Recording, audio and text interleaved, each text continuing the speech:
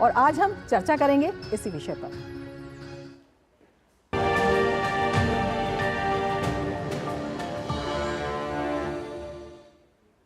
प्रधानमंत्री नरेंद्र मोदी ने नई दिल्ली में भारत मोबिलिटी ग्लोबल एक्सपो 2025 का शुभारंभ किया। देश के सबसे बड़े मोबिलिटी एक्सपो को भारत मंडपम, दिल्ली के यशोभूमि और ग्रेटर नोएडा के इंडिया एक्सपो सेंटर एवं मार्ट में एक साथ आयोजित किया गया है। संपूर्ण मोबिलिटी वैल्यू चेन को साथ लाने की दिशा में ये एक बड़ी पहल है। प्रधानमंत्री ने कहा कि आने वाला समय भारत का है और मोबिलिटी में अपना भविष्य देखने वाले लोगों के लिए भारत एक शानदार डेस्टिनेशन है।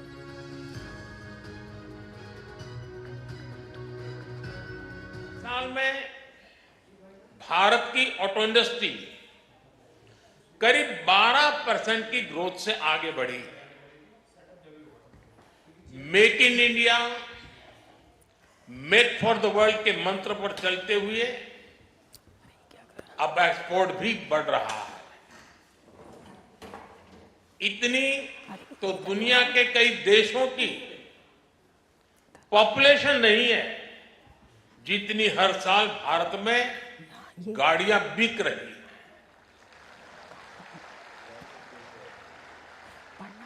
एक साल में करीब 2.5 करोड़ गाड़ियां बिकना ये दिखाता है कि भारत में डिमांड लगातार कैसे बढ़ रही है।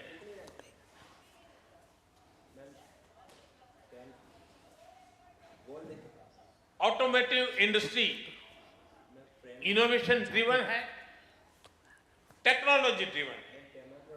इनोवेशन हो, टेक हो, स्किल हो या फिर डिमांड, आने वाला समय ईस्ट का है, एशिया का है, भारत का है।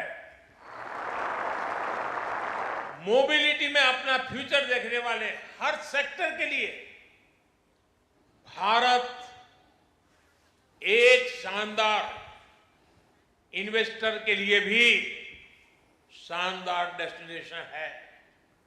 मैं आप सभी को फिर विश्वास दिलाता हूं, सरकार हर तरह से आपके साथ है।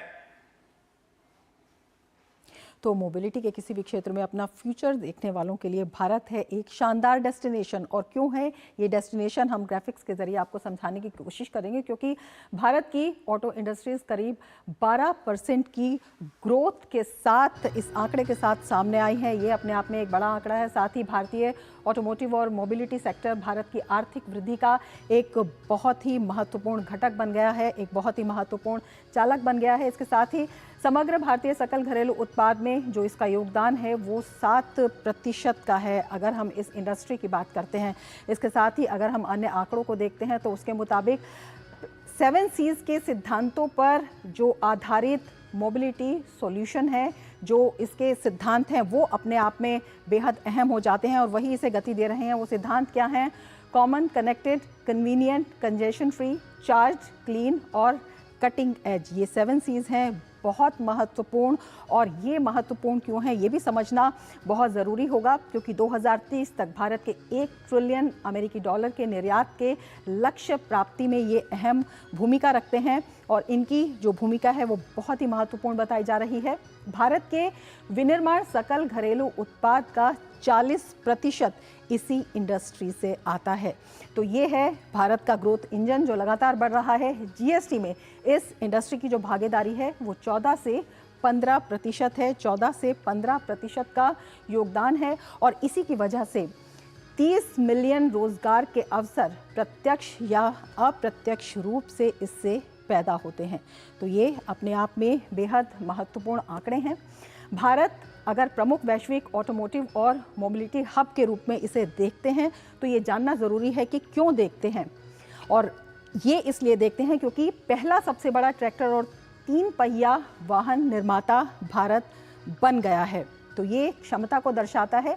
दूसरा सबसे बड़ा 2 पहिया वाहन निर्माता भारत है और ये भी अपने आप में बढ़ती हुई ग्रोथ का प्रतीक है। तीसरा सबसे बड़ा भारी वाणिज्यिक ट्रक निर्माता भी भारत है। और अगर हम पैसेंजर व्हीकल की बात करते हैं तो मार्केट के रूप में भारत दुनिया में नंबर 3 पर आ गया है। तो अपने आप में किस तरह से इस पूरे सेक्टर में ग्रोथ हो रही है और भारत की भूमिका कितनी इसमें अहम है और कितनी महत्वपूर्ण आगे होने वाली है, वो ये आंकड़े यहाँ पर दिखाते हैं। और उसी को देखते हुए भारत बन जाता है सबसे अच्छा डेस्टिनेशन। तो मोबिलिटी एक्सपो, जहाँ पर एक ही तरह के व्हीकल कंपनियों के लिए अपने प्रोडक्ट को दुनिया भर में दिखाने के लिए एक बड़ा प्लेटफॉर्म है और ये एक बड़ा मौका है कंपनीज के लिए भी और जो ग्राहक हैं उनके लिए भी, जो आम आदमी है उनके लिए भी इस इंडस्ट्री को समझने के लिए। क्या कहा केंद्रीय मंत्री पीयूष गोयल ने, आइए आपको दिखाते हैं। और मुझे लगता है कि आज भारत का पूरा मोबिलिटी क्षेत्र विश्व में सर्वप्रथम बनने के लिए तैयार है। ये जो इस बार का एग्जीबिशन है, ये तो सिर्फ दूसरा एडिशन है, अपने आप में पूरे विश्व को दिखाएगा भारत की बढ़ते हुए ताकत और आगे आने वाले दिनों में हम विश्व में सर्वप्रथम बनेंगे। अरे समय में विश्व में हम सर्वप्रथम बनेंगे, ये अपने आप में इस पूरी ताकत को दिखा रहा है और इसी पर हम चर्चा करेंगे। हमारे साथ दो खास मेहमान इस वक्त जुड़े हुए हैं। हमारे साथ अश्विनी गौतम जुड़े हुए हैं, CEO फायरफॉक्स हैं। हमारे साथ रोहित शर्मा जुड़े हुए हैं जो CMO हीरो साइकिल्स है। और हमारे साथ शिशिर सिन्हा भी जुड़े हुए हैं जो आर्थिक पत्रकार हैं। तो अपने सभी मेहमानों का हम स्वागत करते हैं। अश्विनी गौतम जी, सबसे पहले आपके पास आना चाहेंगे, आपसे जानना चाहेंगे किस तरह से ये पूरा आयोजन इस बार इस पूरे सेक्टर में एक गेम चेंजर साबित होने वाला है। जी बिल्कुल, ये बहुत ही भव्य आयोजन है। अगर हम लास्ट ईयर से कंपेयर करते हैं जहाँ पर 800 एग्जीबिटर्स थे और लगभग 1.5 लाख विजिटर्स आए थे, वी आर एक्सपेक्टिंग इस बार लगभग 5 लाख विजिटर्स होंगे और नंबर ऑफ एग्जीबिटर्स भी बढ़ गए हैं फ्रॉम 800 टू 1500। तो इवेंट बहुत बड़ा है और पिछले कुछ वर्षों में mobility beyond auto expo different versions of mobility आ गया है, जिसमें active and passive mobility both. Active mobility like cycle को भी इस बार यहाँ पर ऐड किया गया है। तो बहुत बड़ा इवेंट है। आज तो पहला ही दिन है, बहुत ही एक्साइटेड हैं सभी लोग। बिल्कुल। रोहित जी, आपके पास आना चाहेंगे और आपसे ये जो थीम है इसके मायने समझना चाहेंगे और इस थीम से कितना उत्साहवर्धन होता है, कितना मोबिलिटी बढ़ते हुए देखते हैं। सबसे पहले तो शुक्रिया अदा करना चाहूंगा मैं इस पैनल डिस्कशन के लिए। थैंक यू दीदी। हम सब जानते हैं भारत ने अपनी प्रगति की रफ्तार पकड़ ली है और प्रगति का जो रफ्तार है उसको तेजी पकड़ने के लिए वाहनों का प्रोडक्शन, वाहनों का कंजम्पशन और जो हमारे सिटीज हैं, जो हमारे शहर हैं, आज की डेट में डिस्टेंस जो होता है जल्दी कवर करने के लिए और प्रोडक्टिविटी बढ़ाने के लिए वाहन की बहुत ही आवश्यकता है। हम अगर बात करें हमारे छोटे शहरों की, हम बात करें हमारे इमर्जिंग सिटीज की, तो मोबिलिटी का जो पूरा विषय है वो बहुत ही एक हॉट विषय है। प्रधानमंत्री ने बात करी हमारी कि कैसे जीएसटी की कॉन्ट्रीब्यूशंस हमारे ऑटो इंडस्ट्री कितनी कंट्रीब्यूट कर रही है। कंजम्पशन आज की डेट में एक गाड़ी खरीदना, एक मोटरसाइकिल खरीदना बहुत ही एक इकोनॉमिकली स्टेप अप रिफ्लेक्ट करता है लाइफ में। तो मिडिल क्लास ग्रो कर रहा है, ऑटोमोबाइल्स में एक्सेप्टेबिलिटी बढ़ रही है और जो ये अपॉर्चुनिटी है, जो सस्टेनेबिलिटी की प्रधानमंत्री बात कर रहे हैं, एक बहुत ही अच्छी अपॉर्चुनिटी प्रदान करता है। बिल्कुल। शिशिर, आपके पास आना चाहेंगे, आपसे जानना चाहेंगे अगर हम ऑटोमोटिव इंडस्ट्री की बात करते हैं तो कितनी फ्यूचर रेडी ये इंडस्ट्री दिखाई देती है और क्या इसकी वजह है? देखिए, रोहित और अश्विन दोनों इंडस्ट्री के हैं, उनकी अपनी जो सोच है वो बिल्कुल सही है। मैं दो बातें जोड़ना चाहता हूं जो अश्विनी और रोहित ने कही है। सबसे पहली बात कि भारत जैसा डाइवर्सिफाइड मार्केट कहीं नहीं है जहां पर आपको एक टॉप हाई एंड की भी गाड़ियां बिकती हैं और चूंकि रोहित साइकिल से जुड़े हुए हैं तो साइकिल की भी बिक्री ठीक ठाक होती है। और साइकिल में भी अगर आप देखें तो साइकिल में भी इतनी वैरायटी हो चुकी है कि हाई एंड साइकिल्स की भी अब बात होने लगी है। तो मोबिलिटी का डेफिनेशन, और पहले जो हम लोग एक्सपो देखते थे, ऑटो एक्सपो देखते थे, वो केवल गाड़ियों की बात होती थी। अब हम साइकिल की भी बात कर रहे हैं और ये डाइवर्सिफाइड मार्केट का एक सबसे बड़ा सबूत है।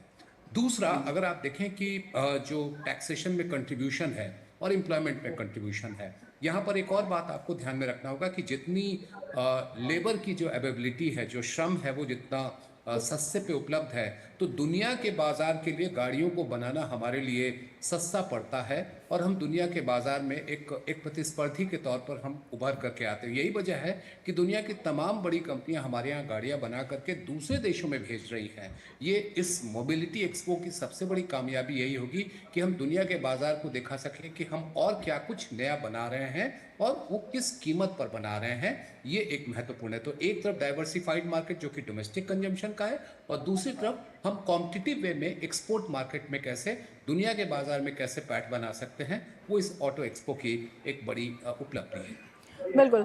अश्विनी जी, आपके पास आना चाहेंगे और आपसे जानना चाहेंगे, जिस तरह से एक कॉम्पिटिटिव मार्केट की बात हो रही है उसमें टेक्निक का भी एक बड़ा योगदान होता है। तकनीक की दृष्टि से देखते हैं और तकनीक को साझा करने की दृष्टि से देखते हैं तो ये कितना बड़ा एक प्लेटफॉर्म एक ही छत के नीचे दिखाई देता है? जी, एक बहुत ही बड़ा प्लेटफॉर्म है। अब तो एक ग्लोबल लेवल का प्लेटफॉर्म है। अगर हम बात करें, पूरा इवेंट का टैगलाइन ही है मोबिलिटी रीइमेजिनिंग, तो हमें नए फॉर्म में रीइमेजिन कर रहे हैं मोबिलिटी। और जो फ्यूचर मोबिलिटी है जो अभी है, और it's more about technology, right. जैसे जैसे देश प्रगति कर रहा है, लोगों की डिस्पोजेबल इनकम बढ़ रही है और हमारे पास ऑलरेडी वॉल्यूम और पॉपुलेशन तो बहुत ज़्यादा है। अब जो हमारा नेक्स्ट ड्राइवर है जिससे हमारा ग्रोथ होगा डोमेस्टिक मार्केट में और एक्सपोर्ट में, वो टेक्नोलॉजी में होगा, जिसमें कनेक्टेड डिवाइस बहुत बड़ा रोल प्ले करते हैं, जिसमें electric vehicles starting from cycles to high end cars, वो बहुत बड़ा रोल प्ले करते हैं। तो टेक्नोलॉजी अभी एक बहुत बड़ा ड्राइवर है जिससे हम एक्सपोर्ट्स में भी काफ़ी एज एक ले सकते हैं। बिल्कुल। शिशिर, आपके पास आना चाहेंगे और आपसे जानना चाहेंगे, जिस तरह से ऑटो इंडस्ट्री की ग्रोथ की हम बात करते हैं 12% की दर से ये आगे बढ़ी है और अगर हम वाहनों की बिक्री की बात करते हैं तो प्रधानमंत्री ने भी कहा कि कई दुनिया के देशों की पॉपुलेशन इतनी नहीं है जितनी संख्या में गाड़ियां बिक जाती हैं। तो ये जो ग्रोथ स्टोरी स्टार्ट हुई है कि इसमें कितनी अहम भूमिका है सरकार की भी, और सरकार ने जो नीतियाँ लेकर आए हैं और जो ट्रैवल फ्रेंडली जो है एक एटमॉस्फेयर भी बनाया है? देखिए, ग्रोथ की सबसे बड़ी चीज है कि हम कहते हैं ना, अर्थशास्त्र में एक दो तरह के चक्र की हम लोग बात करते हैं। एक होता है सूचक्र जिसको हम लोग वर्चुअस साइकिल कहते हैं और एक होता है हमारा दुष्चक्र या जिसको हम विशियस साइकिल कहते हैं। हम अभी विशियस साइकिल को हटा देते हैं, हम वर्चुअस साइकिल की बात करें। एक तरफ जब हम लोग कहते हैं कि डेमोग्राफिक डिविडेंड है, हमारे पास 65% आबादी 35 वर्ष से कम उम्र की है, वो काफी महत्वाकांक्षी है। उस महत्वाकांक्षी युवा को रोजगार देने की बात कैसे संभव हो सकती है? और ऑटो इंडस्ट्री बड़े पैमाने पर रोजगार देता है, न केवल बनाने पे बल्कि बाजार में जब बिक्री के लिए गाड़ी आती है तो वहां पर भी रोजगार के बड़े मौके बनते हैं। जब रोजगार के बड़े मौके बनते हैं तो बाजार में मांग बनती है, मांग बनती है तो जाहिर सी बात है कि कंपनियों के लिए उत्पादन बढ़ने का मौका बनता है, कंपनियों के लिए उत्पादन बढ़ता है तो रोजगार के नए मौके बनते हैं। तो ये जो एक वर्चुअस साइकिल है उसमें ऑटो इंडस्ट्री का एक बड़ा रोल है। और ऑटो इंडस्ट्री एक और चीज है कि रोजगार सबसे ज्यादा देता ही है और एक ये मल्टीप्लायर इफेक्ट है। यानी कि आप जैसे देखिए कि अपने दिल्ली के आसपास में ही अगर हम गुरुग्राम या मानेसर की तरफ जाए, जहां पर एक फैक्ट्री बनती है तो कितने छोटे छोटे और एंसिलरी यूनिट्स बनती है जहां पर रोजगार के मौके बनते हैं और सर्विसेज की डिमांड भी बढ़ती है। तो इसलिए ऑटो इंडस्ट्री को हम केवल ये ना सोचे कि वो गाड़ियां बना रही, बल्कि ये सोचे कि पूरी अर्थव्यवस्था में वो किस तरीके से वर्चुअस साइकिल में अपना योगदान कर रही हैं। और वही इस इंडस्ट्री को एक अहम बनाता है, न केवल टैक्स के योगदान के मामले में, न केवल हम कहें कि जीएसटी में योगदान के मामले में, बल्कि रोजगार के मौके और अर्थव्यवस्था के दूसरे क्षेत्रों को किस तरीके से, जिसको कहते हैं ना कि मोबिलाइज करता है, उसको गतिमान करता है। बिल्कुल, ये चर्चा हम जारी रखेंगे, लेकिन फिलहाल वक्त है एक ब्रेक का। आप बने रहिए डीडी न्यूज के साथ।